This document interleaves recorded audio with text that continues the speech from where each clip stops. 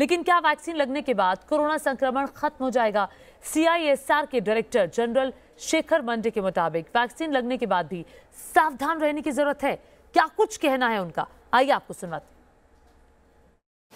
Medical vaccine से ज़्यादा ज़रूरी सोशल वैक्सीन है ये, इसलिए क्योंकि साइन हॉस्पिटल मुंबई के एक डॉक्टर को 2 कोविड वैक्सीन की डोज लगने के बाद भी कोरोना हुआ। ना सिर्फ कोरोना हुआ बल्कि लक्षण भी सामने आए, बुखार भी चढ़ा। हमारे साथ बात करने के लिए शेखर मंडे जी हैं, CSIR के DG हैं। सर, 2 डोज दी गई, 2 डोज का मतलब है डबल प्रूफ करना, क्योंकि 1 डोज के बाद भी एंटीबॉडी बन सकती है, लेकिन 2 डोज के बाद पूरी तरीके से पुख्ता हो जाती है। उसके बाद भी जो साइन का मामला आया है एक डॉक्टर का, किस तरीके से आप देख रहे हैं? आपके पास भी जानकारी होगी। ऐसे इसको देखना पड़ेगा कि ये तो सिर्फ न्यूज़ रिपोर्ट में आया है। अभी तक उसका एग्जैक्ट फैक्ट क्या है हम लोगों को पता नहीं है। अगर हमारे सामने अगर कोई फैक्ट प्रस्तुत करता है तो हम लोग उसे ज़रूर कभी गहराई से देखेंगे। लेकिन जब वैक्सीन को अनुमति जब मिली थी पूरे दुनिया में, सिर्फ भारत में नहीं पूरे दुनिया में, इसलिए 2 डोज कहा गया था कि पहले डोज के बाद थोड़ी इम्यूनिटी आती है, वो भी इम्यूनिटी जो है 8-10 दिन के बाद आना शुरू होता है, और दूसरा डोज है 28 दिन के बाद जो देते हैं, उसके 10 दिन के बाद और थोड़ी स्ट्रॉन्ग इम्यूनिटी हो जाती है।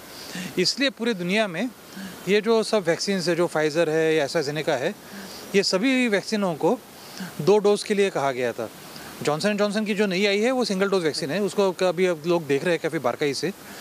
लेकिन 2 डोज होने के बाद भी 10 दिन के बाद इम्यूनिटी अच्छी होती है, और जैसे कि एफिकेसी में पता चला है कि एफिकेसी में भी मोस्ट ऑफ द पीपल 90% 95% लोगों में इम्यूनिटी अच्छी आ जाती है। तो इसलिए क्यों हुआ है, कैसे हुआ है, वो देखना पड़ेगा एक्चुअली, कि सही में हुआ है कि नहीं हुआ है, या सिर्फ प्रेस में छपा है और साइंटिफिकली देखा नहीं गया है, तो फिर ये गलत होगा इसके ऊपर कुछ कहना अभी। सर, एक सवाल ये भी, जब भी किसी वैक्सीन का अप्रूवल मिलता है तो बेसिक क्राइटेरिया होता है कि 50% से ज़्यादा सक्सेस रेट होना चाहिए। अगर 90% भी मान के चले तो भी 10% के आसपास का फ्लो रहता है, ऐसा आपको लगता है? यानी वैक्सीनेशन के बाद भी आपको तमाम कोविड प्रोटोकॉल मानने होंगे?